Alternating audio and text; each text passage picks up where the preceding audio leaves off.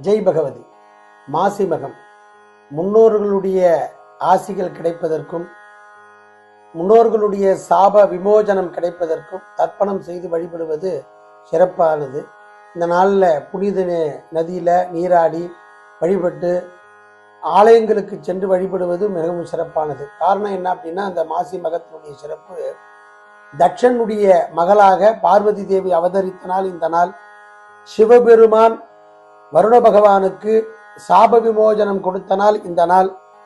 மாசி மகத்தன்னைக்கு முருகப்பெருமான் தந்தை சிவபெருமானுக்கு பிரணவ மந்திரத்தினுடைய உபதேசம் செய்த நாள் இந்த நாள்.